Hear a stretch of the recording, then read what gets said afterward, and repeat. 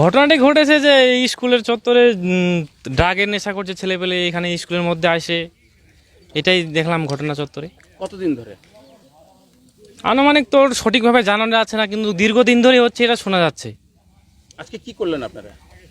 আমরা আমাদের গ্রামের সব ছেলেপেলে মিলে সবাই ওকে যারা নেশা করতে আসছিল ওদেরকে মানে আটক করে আমরা প্রশাসনের হাতে তুলে দিলাম।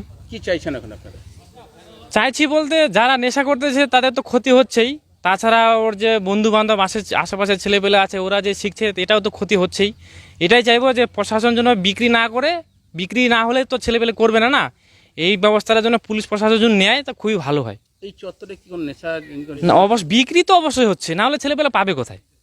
বিক্রি না হলে তো পাবে না, এরা কি নিজে থেকে তো তৈরি করতে পারবে না, না আর বাইরে থেকে তো এরা চাষ করছে না, এটা নিশ্চয়ই বাইরে থেকে আসে বা আমাদের এখানে এজেন্ট অবশ্যই আছে।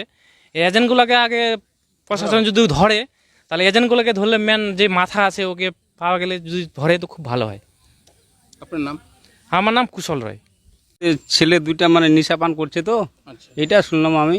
তো ছেলে দুইটাকে ভালো শাস্তি দেওয়া উচিত, কিন্তু ওর জন্যে অনেক ছেলে খারাপ হয়ে যাচ্ছে। মানে যারা বিক্রি করছে হ্যাঁ, যারা বিক্রি তাদের যারা বিক্রি করছে ওদেরকেও শাস্তি দেওয়া উচিত।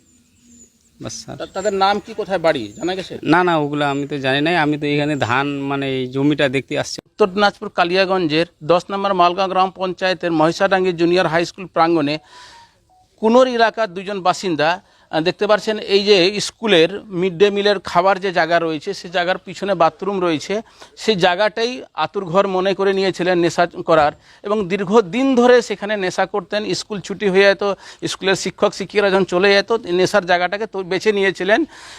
স্কুলের দিদিমণি মাস্টারমশাইদের সন্দেহ হয় কেউ না কাহারাও এখানে নেশা জাতীয় খাচ্ছে। তারপরে এলাকাবাসীদেরকে বলা হয়, এলাকাবাসীরা সচেতন এবং একত্রিত হয়ে আজকে পুলিশের হাতে তুলে দিলেন দুইজন যুবককে।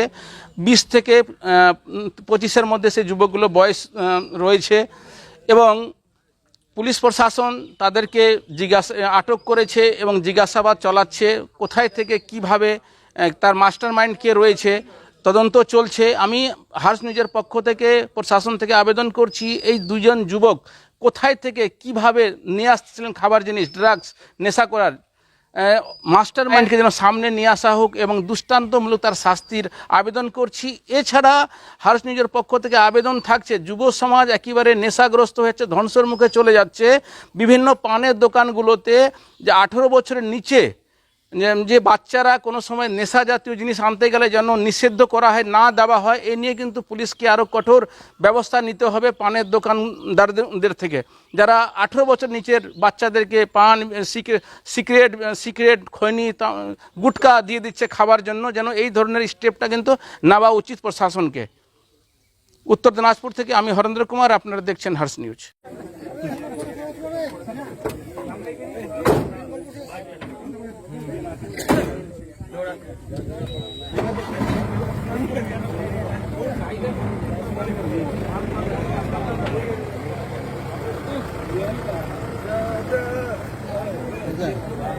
এদেরকে হুমকি দিয়ে গেছে যে ছেলেগুলো আটক করছে, মানে এই এলাকার ছেলেগুলো আটক করছে না, এটা তো ভালোর জন্য করছে, এটা প্রতিষ্ঠা